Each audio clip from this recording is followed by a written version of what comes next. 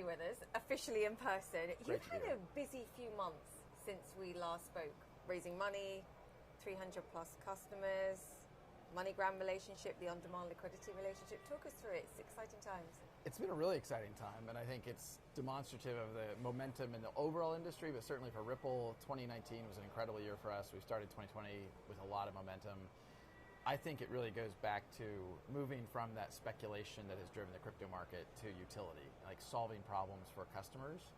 And Ripple's been focused on that for a long time, and as that momentum builds, you're seeing more and more customers come on, more and more liquidity, and that's good for everybody in the ecosystem. Why is 2020 that year, to your point, that pivotal moment where we look at the utility value here, perhaps, and differentiate from the speculative? I think one of the reasons why 2020 will be very important is that regulatorily, that's a word, the clarity is getting better. And I mean that globally. Countries like Singapore and Thailand and Switzerland and Japan. I think the US has still an opportunity to do more there, but I think we will probably see that in 2020, and I think that helps catapult the whole industry. I also think you've gone from an industry that has been a little bit in the shadows and the history of crypto. Very much in the shadows. Yeah. I remember actually, you and I were both at Davos, and someone, early on in my arrival there, someone was like, crypto's still a bad word here. I was like, it's a misunderstood word. It is, and I think a lot of what I'm doing and a lot of what I did in Davos is meeting with regulators, meeting with very senior people at banks and explaining to them how crypto can be used, how specifically XRP can be used to solve a real problem. Not to circumvent regulation, not to circumvent any government. And I think once people understand that, they very quickly become disarmed. It's no longer a bad word. Do they understand when you're talking, and you've sort of shifted the focus to on-demand liquidity and these cross-border transactions and facilitating faster, more efficient payments? Can they get a grip with that, perhaps more than the rest of it? Because I think for me that's something that, particularly from my view, is they get and understand. Yeah, that is absolutely the case. And even in Davos, to be able to start to talk about that and put numbers on it. Last week, we did $54 million of XRP flows into Mexico. That's 7.5% of all flow from US dollar to Mexican peso. You were 7% of the market. Last week. And that's up from maybe 3% in December. So this is growing very quickly. And these are huge industries that can be made massively more efficient by using these new technologies. But I think it goes back to what we said earlier. You have to focus on a real problem, a real customer, drive that utility. Well, with 7.5% of liquidity into Mexico being driven through XRP, you start to really see, okay, this is not a science experiment. There's still a lot of people, I think, in the blockchain industry who aren't familiar with the fact of how much momentum we have here. You had Alex Holmes, the CEO of MoneyGram, on. I think that's an example where it's one of our customers using XRP, and it's working. I mean, he said, look, I was pushing him to see what proportion of the market you could become of the daily volume, and he was like, look, you need a buyer, you need a seller here, so we're only limited in a sense by the number of people that are simply using the platform and available here. How quickly do you think, given that you're saying you've gone from 3% to 7% in just a couple of months, how quickly can you scale up? Because it's a tipping point of bringing more people onto the platform as well as anything else. Well, the great thing is, and this is true in the markets and here at the NYSE, liquidity begets liquidity. Yes. The more activity you see and the more people see, and frankly, it was great. Even the CEO of Bitso, the largest digital asset exchange in Mexico, has been out publicly talking about some of the dynamics he's seen. And instead of being dependent upon the speculative trading of crypto as his business, he now can say, look, I have institutional flows represent, last week, just one customer through Ripple is $54 million. That's fabulous for him. On a run rate, that's $2.5 billion flowing through what we call on-demand liquidity, or ODL. That's a big deal for his business, and that brings other players that want to say, well, wait a minute, that's good.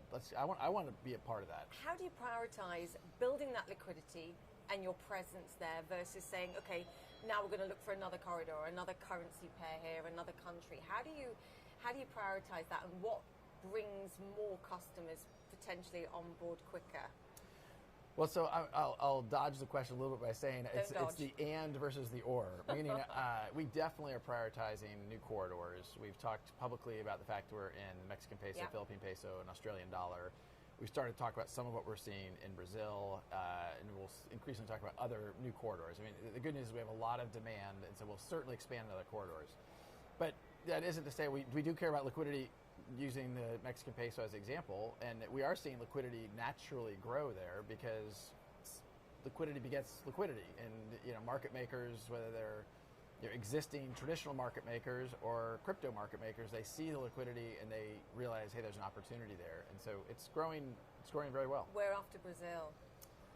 No dodging. Well, there's certainly, when we look at a framework of which countries, we want regulatory clarity, and that's key. And that's an important one.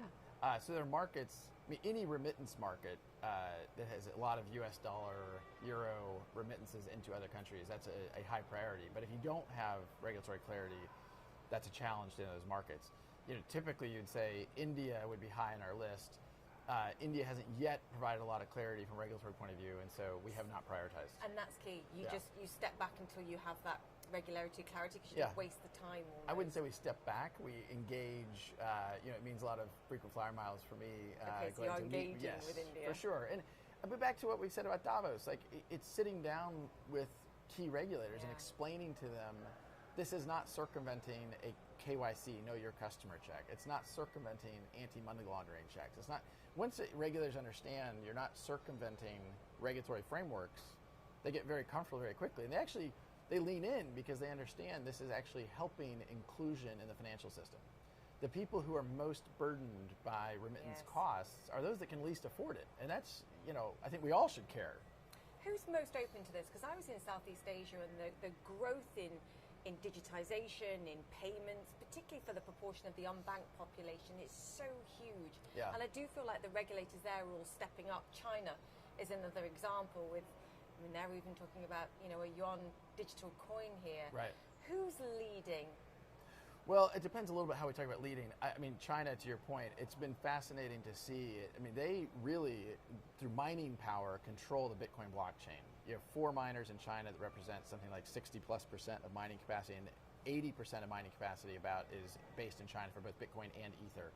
So in many ways, I think China's been incredibly strategic about how they think about that. Yes.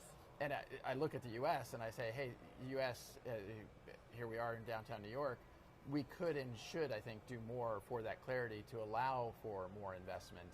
But you see, I think, a lot of countries around the world seeing that this is a technical wave, this is a major step, and they want to invest in it. They want to see companies continue to invest, and I think that's good for the economy. Do you think we see, at some point in the near future, a Chinese digital coin, a Fed coin? Because the conversations are being had. Everyone's looking at this and trying to understand what it would mean for them to not be in the game here. And I know we can have the conversation about decentralized versus centralized, and what it would mean even to have a central bank digital coin. The word central bank. I know, we're struggling here. However.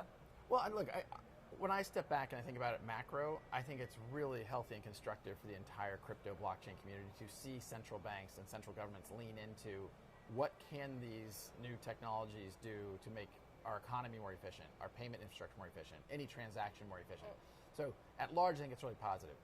Mnuchin was asked about this in Davos, and he made a point which I think has some validity, which is the Fed window in the United States. If a bank goes to the Fed window, they're not getting a crate of dollars, paper dollars. They're getting a digitized, centralized ledger entry.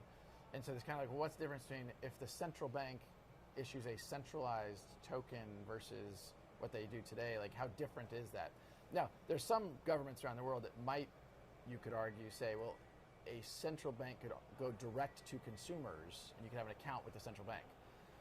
I don't think in most of the Europe, US, you're going to circumvent the commercial banks. That doesn't make a lot of sense. But what about you, for Ripple, building a platform that could perhaps substitute XRP for a Fed coin one day, or we think about the XRP ledger as an open source technology. We think about how do we make it really useful for the customers we work with. We also think about how do we make it extensible and how do we participate in that open source community in a way that makes it extensible to other types of customers. But could central banks? Sure, they could use aspects of that. Could it be more efficient, what they create one day? Yeah, and that ultimately is the underpinning I think we all focus on. How can we make this more efficient for customers? And right now, the customers we focus on are commercial banks, payment providers. We certainly are thinking about other types of customers we could serve. I have made the point I don't know if I've ever said it on air, but I've made the point that in the earliest days of Amazon, it's called Amazon Books. It was a bookseller. It competed with Barnes & Noble, competed with Borders, and when I think about Ripple today is viewed as a cross-border payments company. We view ourselves as a blockchain infrastructure company. The first vertical we've done is cross-border payments. We want to make sure we're winning in cross-border payments before we do another vertical, but we will certainly do other verticals leveraging these technologies. So you're open potentially in the future at some point to using the Fed coin or the one coin. I'm pushing because the head of blockchain technology at JP Morgan told me if the Fed came up with a coin, they dumped JP Morgan coin. So I'm asking you whether you're open to the possibility of... Sure. I mean, I think I'm very open. Even if the Fed in the United States is using a coin, you still have a cross-border settlement dynamic where if you have central banks around the world using their own digital asset, I don't think it changes the need for a cross-border neutral something settlement. In the middle, like an XRP. And XRP has been extremely efficient. I mean, look, we obviously have a vested interest in that, and we're not bashful about that, but XRP is extremely efficient from a technical point of view in terms of speed, in terms of scalability, in terms of cost, where I'm a Bitcoin holder, but it's not going to solve a payments problem when the transaction time and transaction cost is almost 1,000x what it is for XRP. What's going on with the price of XRP, and why did Mike Novogratz weigh in on this and suggest it was going to be another bad year in 2020?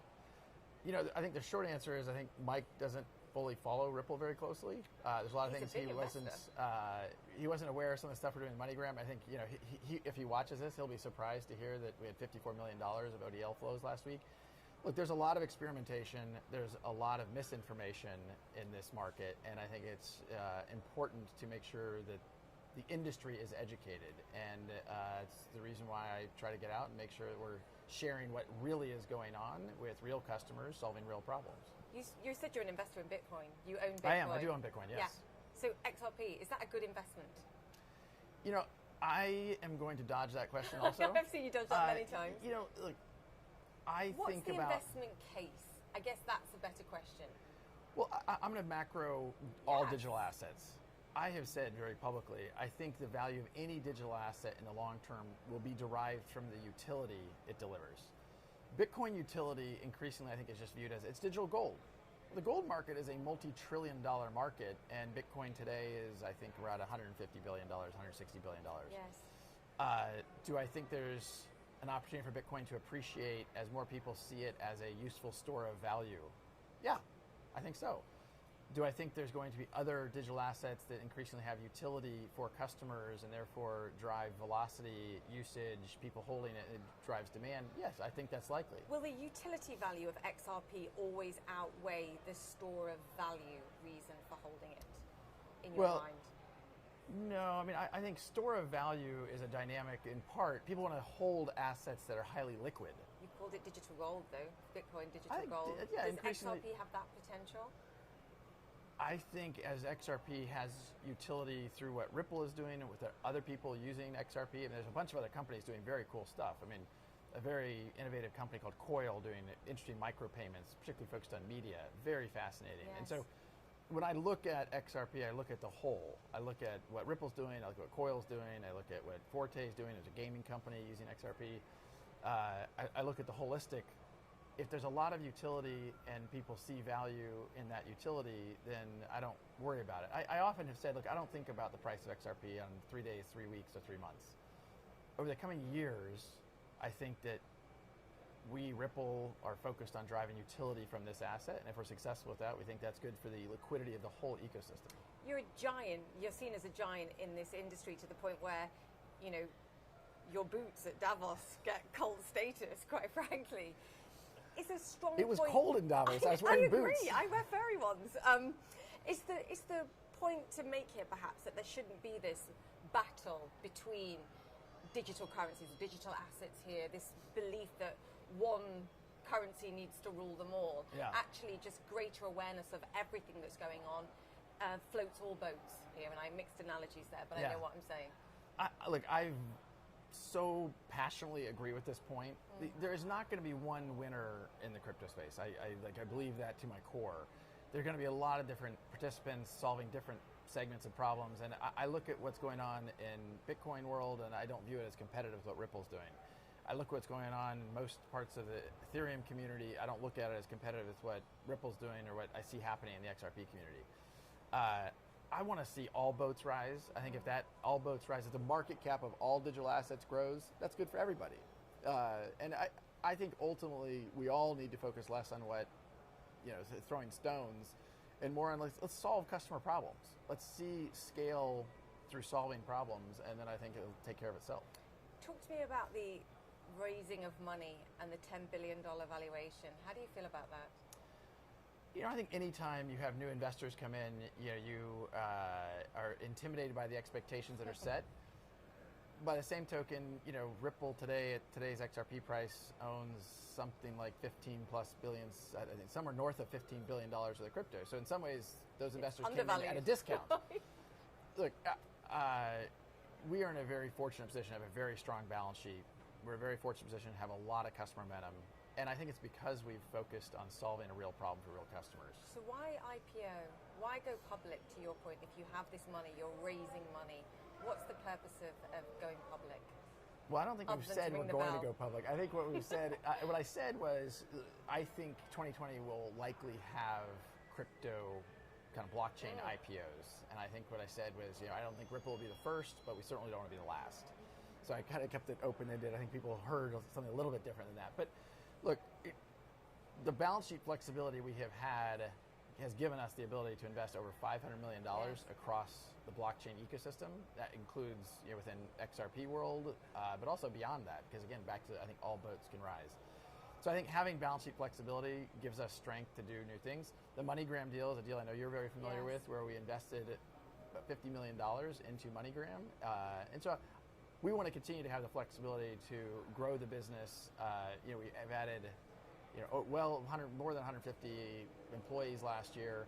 And a time when I think others who have been less focused on solving real problems, there's been a bunch of layoffs in the crypto community over the past, even few weeks. And, we're going to continue to grow. We want to make sure we have the balance sheet flexibility to do that. So it would be about more money and about potential acquisitions and doing. Yeah, I think about it as flexibility more than just more money. And maybe I'm parsing words a little bit, but today we have a $10 billion valuation as a private company with a private security. We have shareholders of Ripple. If you're a public company, you have a little more flexibility in the type of deals you might look at. You mentioned something there which I think is important. I just want to go through it, the court case over whether or not XRP is a security or not. Any clarity coming in the near distant future? It was one of the questions that I know the community would like to know. Yeah, this is an area where I think we'll continue to engage. I think from my point of view, the good news is we've had very constructive conversations with regulators here in the United States. We'll continue to do that, and I think it's clear to me that there's an opportunity to provide more clarity, and we're working to achieve that. I was looking at the market cap of MoneyGram, and I know you've got stronger views on this. Just to your point about money, about acquisitions, about expansion, would it ever be worth perhaps acquiring a MoneyGram, or do you risk perhaps upsetting other partners and competitors of theirs, actually, that trade with you or do business with you? We definitely don't. We don't want to be in the business of competing with our customers. No. We want to partner with our customers. And, I think we obviously are a shareholder in MoneyGram, but we're also a shareholder in a number of other companies in the space. And it's because we want them to be healthy and strong. I mean, Bitso, which is really the leading South American, Latin American exchange, we're an investor there. And we want to see them grow and thrive because they are really good at what they do. And as they grow, we can help them grow. That's good for us. It's good for them. Fast forward 5 years. Where are you? Well, I think the overall crypto community will continue to grow at really impressive rates. In 5 years from now, I don't know exactly how to think about that, but I think within crypto world, I think Ripple will continue to grow and take market share. But that will probably be, we're focused on cross-border payments today. I think we'll look at other use cases, as I kind of alluded earlier. And I hope that in 5 years we've got we're not just Amazon Books, but we are Amazon. And fast forward 1 year. Ooh. Kind of tougher. Probably another cold, rainy day in New York somewhere. Are you public? I don't want to put a timeline on it, only because, look, it partly depends on lots of macro dynamics. I mean, on a more somber note, you watch what's happening with coronavirus and these things, and it's hard to put exact timelines.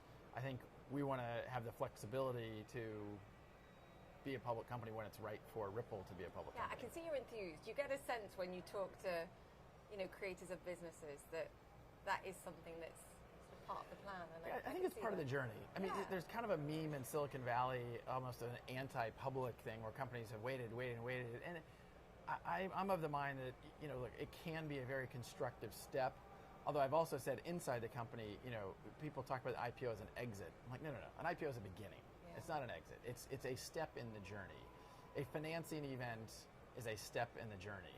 I always am a little bit quizzical when I see some of these companies go public and they're have these huge celebrations. And it's like, look, that's when expectations just went up. I mean, you asked me about a $10 billion valuation. Like as a public company, it's even more like on the center stage, and that's when the hard work. I mean, yes, we're working hard now, but it only ups the ante. Forgive me, this XRP higher or lower in 1 year time? Had to ask. Depends on so many things. I knew you'd dodge that. Great to chat to you. It's really nice talking to you. Likewise. Thank you. Thank you.